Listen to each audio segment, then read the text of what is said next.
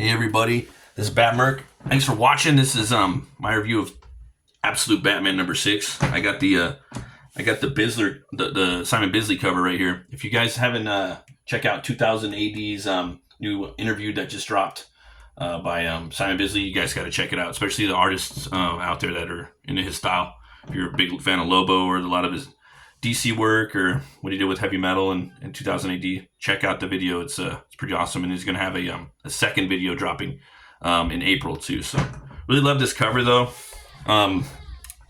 He's taking on a bunch of the party animals in the group. Just so you guys know, this is gonna have some spoilers in it, so I'm just warning you. Going through the book, and this book's been out for a while now too. So got the original cover in here too by Nick Dragotta. This is pretty badass. I like that. All right, WonderCon. I'm gonna have to go there one of these years. So, identified as Roman Sionis is dropping crates filled with masks and firearms across Gotham City in an effort to encourage people to join his party animals' reign of violence. Everyone's watching is urged to stay inside and lock the doors.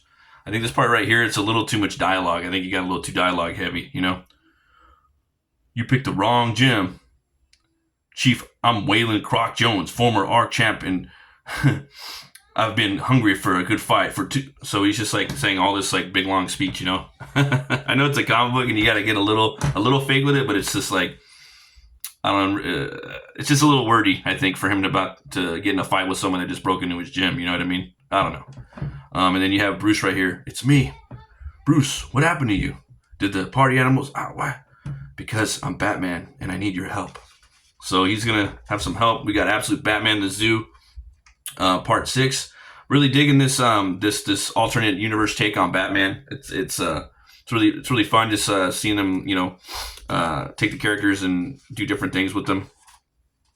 We got a scene right here where Bruce is having a sleepover with all of his buddies, and his mom comes into the room, or she's in the room with him. Sorry, and then Joe Chill comes out and blasts her, and he wakes up and pretty horrific, and he's having a nightmare. So he goes and tells his mom he's having these nightmares.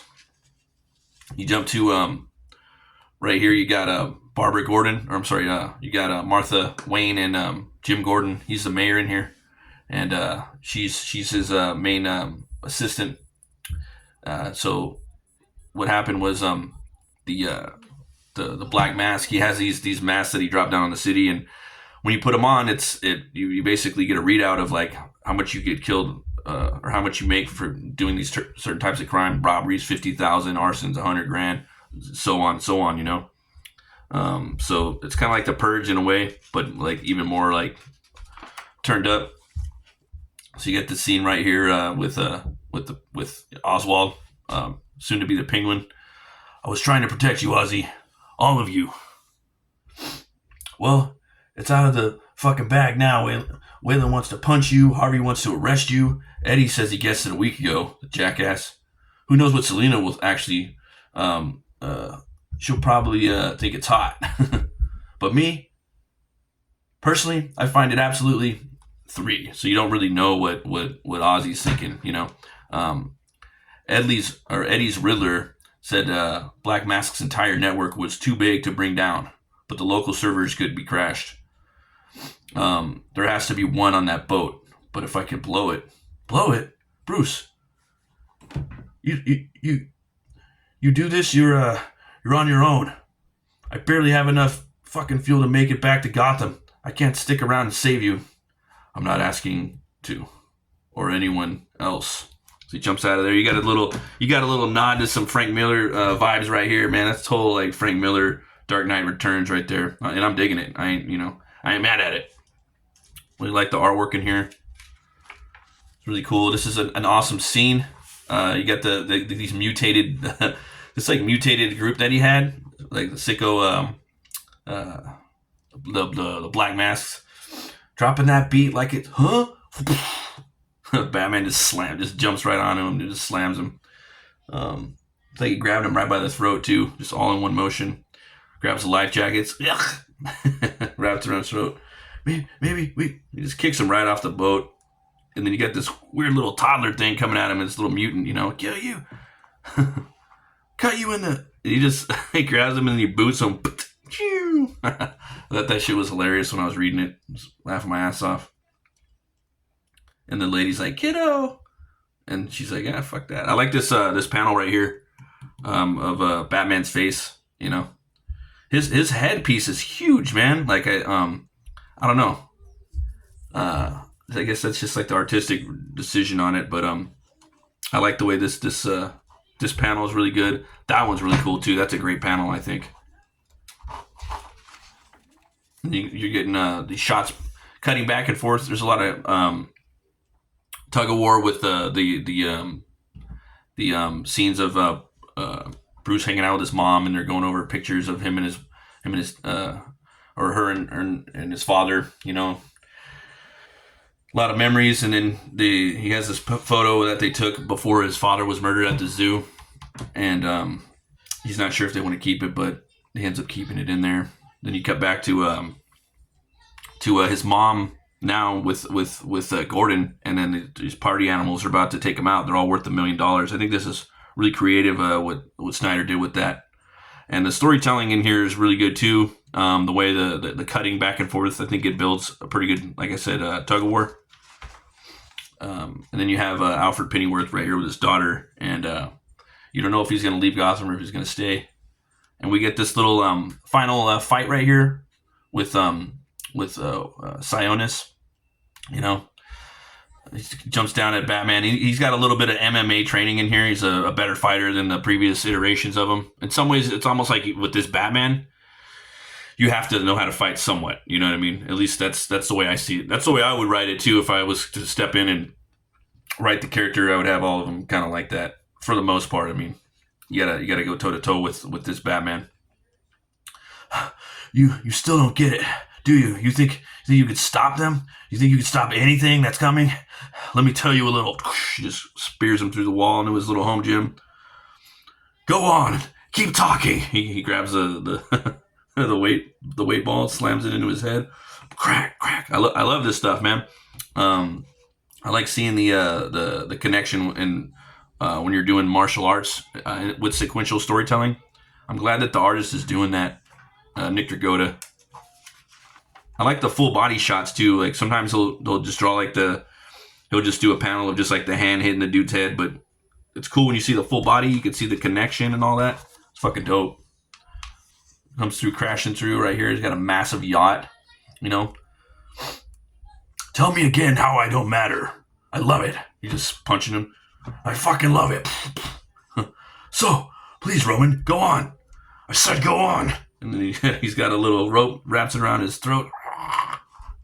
You know, then Bruce is having the flashbacks. This is, again, one more time, the tug of war at its finest of him, you know, jumping back and forth to him getting basically decapitated possibly by this, or just, maybe throat cut or bleeding out.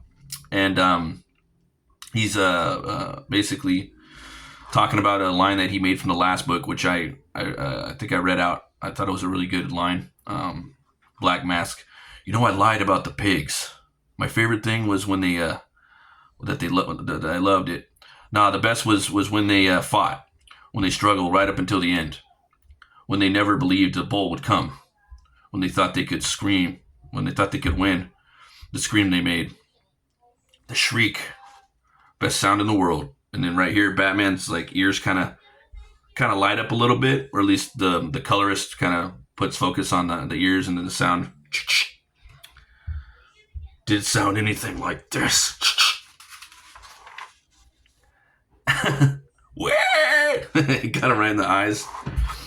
So I don't know what's up with this, if it's a full mask or not, or if it's like fused to his face. Either or, you know, it's cool. I kind of hope that's his face. I think it's even more kind of metal, that it's like more mutated and kind of horrific like that. And probably is.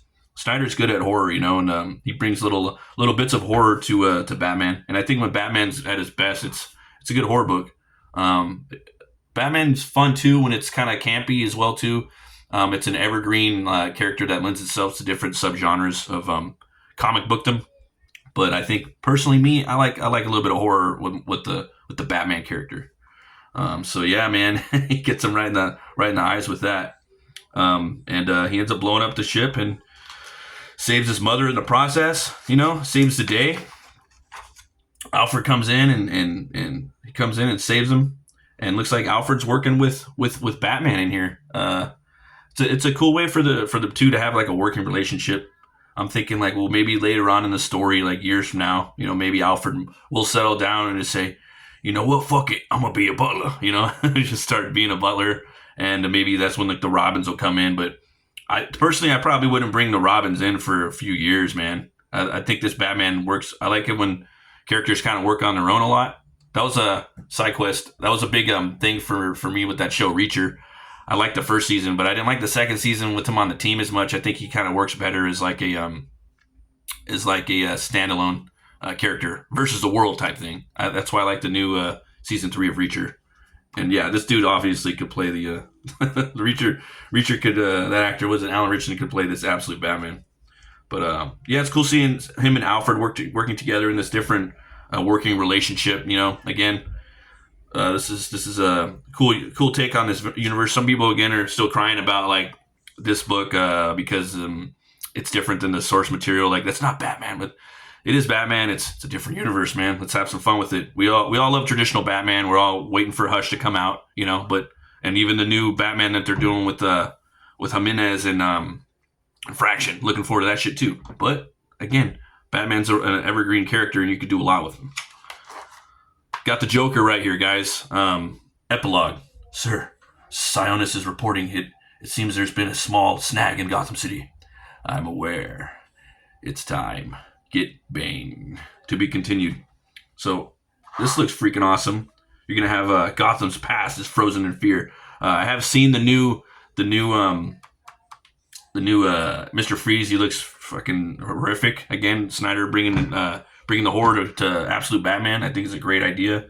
Writer Scott Snyder teams up with superstar artist Marcos Martin for a 2-part story introducing a chilling new take on Mr. Freeze. So you got the Nick Dragotta cover. I think this cover is really good. I like the way the anatomy of Batman in here. The head looks really cool, and the big arms and the body looks pretty badass. Want to see where the story goes. I don't know if this is the same. I think that's the same guy that. Yeah, he did the other the origin tale. I think it was issue number 4, if I'm not mistaken. So yeah, definitely gonna be picking this up. That's the way you do it, though, man. That's the way you do it. That's how they're doing it over at Heroic Signatures with Conan. They're having Doug Braithwaite do like 4 issues. He goes off, and they have Robert De La Torre do 4 issues. That way, each arc is drawn. There's no, it's solid. You get the art. It's consistent all the way through. That's the way to do it. That's a proven formula. And it looks like Snyder and team for Absolute Batman's doing the same formula as well. This take on the Joker, from my understanding, he is he's like a relation, like he's kind of the opposite of what Bruce Wayne would be. Kind of like Patrick Bateman from American Psycho, but even richer. Even more wealthy. This guy's like one of the richest people in the world, and he's really poking at the 1% in here, Snyder, and I dig it. Like what he did with Roman Sionis, all the tech that he has and things like that. And in here, there's stories about like Planned Parenthood and things like that where they're taking these fetuses and they're using, they're selling babies on the black market, and they're using their body and bones and blood for whatnot. There's human trafficking and stuff like that, and that's what it looks like this Joker is, man. And he looks like he's maybe even taking babies or growing them or something, and he's using them for sustaining his life, which is fucking scary. You can even see his legs are they're just bone, and he's using these, looks like these fetuses to grow him back. So that's definitely some like 1% shit. And look at the hand. You can see how it's corpse-like. It's gray. It's whitish. It's getting more color as the blood is pumping into it. Then it's got full regular hand back to normal. He's recharging. He's gearing up. He's getting ready to face absolute Batman. So, but yeah, man, you got a little preview in here too of Martian Manhunter. It's a little different style. I'm not really feeling this, to be honest with you. Not my jam. Not really. The art's cool and all, but not really my thing. Batman Hush, I'm definitely looking forward to that. I think Hush is one of the coolest Batman stories. The classics. It's one of those cornerstones, one of those paramounts in the Batman mythos. If you don't have Hush, what are you doing? go out there and pick it up. If you don't have Nightfall, go pick up all of them.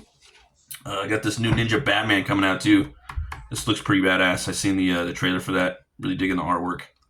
But yeah, guys, Absolute Batman #6, Two Horns Way Up. Really digging this. Let me know what you guys think. You guys have a great day. Always remember to be bold, be brave, and roll the bones to know your role. I'll see you guys next time.